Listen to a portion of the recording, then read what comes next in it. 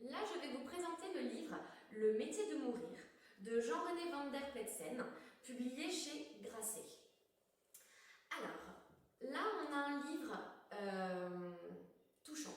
C'est-à-dire que ce livre, en fait, avant même de vous parler de quoi il parle, c'est un livre qui vous touche et vous émeut, mais par sa réalité dans les descriptions de paysages, des lieux, des personnes, des caractères, des parcours de vie.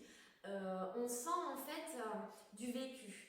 Et finalement, en fait, ça s'explique parce que le livre nous parle de deux soldats, un vieux, un jeune. Un jeune de 22 ans, français, catholique, élevé voilà, dans une famille voilà, tout à fait normale. Et il va se retrouver à s'engager dans la guerre du Liban en 1985. Pourquoi? Et puis du coup, il faut le lire pour le savoir. Mais du coup, voilà, le livre nous explique pourquoi il en est arrivé là et pourquoi il rencontre ce vieux. Ce vieux, lui, a presque 60 ans, ou doit avoir la soixantaine. Après la Seconde Guerre mondiale, il s'est engagé dans la Légion étrangère, a fait la guerre d'Indochine, l'Algérie.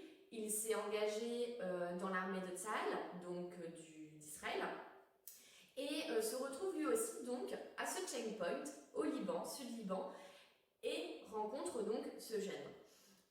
Pourquoi lui aussi est là, alors qu'il pourrait très bien être à la retraite ou être dans son pays ou dans un autre conflit ou dans une armée régulière? Non, il se retrouve au Sud-Liban, à cet endroit précis, avec ce jeune. On va donc suivre ces deux parcours, et pourquoi je vous parlais de la réalité, des paysages décrits, des caractères, d'aussi cette attente, parce qu'en fait tout le long du livre, on est tout le temps dans l'attente, on se doute que pendant ces 3 jours, à la fin il va se passer quelque chose. Mais à qui? Pourquoi? Où? Quoi? Voilà, ce sont des questions qui nous restent tout le long de notre lecture, on le sait, et cette tension est vraiment bien décrite avec voilà, cette attente des gardes, voilà, de la gare de Mirador, la gare à la barrière du checkpoint. Et cette ambiance-là donc est vraiment bien décrite, mais en fait parce qu'aussi l'auteur est un homme, un journaliste, qui a été casque bleu notamment au Liban, et donc a vécu tout ce qu'il décrit finalement. Et c'est vraiment une écriture où ça se sent. On voit cette réalité-là de la guerre. Alors, du coup, c'est un livre qui parle de la guerre. Ce n'est pas non plus une apologie de la guerre. C'est-à-dire que du coup, on évoque, en fait, à chaque fois, par exemple, que le vieux parle et évoque des souvenirs par exemple, de soldats avec qui il a été, quasiment 99% des fois, la personne est décédée. Parce que du coup, voilà, on voit la violence de la guerre, on voit des explications de pourquoi ils sont là, mais sans cette apologie-là quand même de la guerre. On voit toujours qu'elle est violente, qu'elle est cruelle, qu'elle est injuste. Il n'y a pas de jugement sur pourquoi ils sont de ce côté-là, et pas du côté Hezbollah, palestinien. Voilà, ça c'est vraiment bien fait.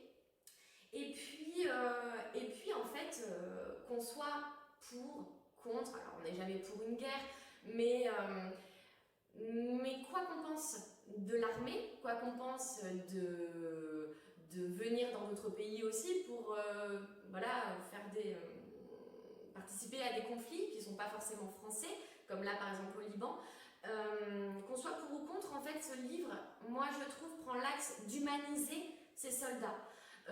Sans jugement, c'est-à-dire que du coup, voilà, ces soldats, on passe derrière l'uniforme, ou en tout cas à l'intérieur de l'uniforme, dans vraiment l'être humain, et voilà, ça a le mérite d'humaniser ces soldats, ces parcours de vie.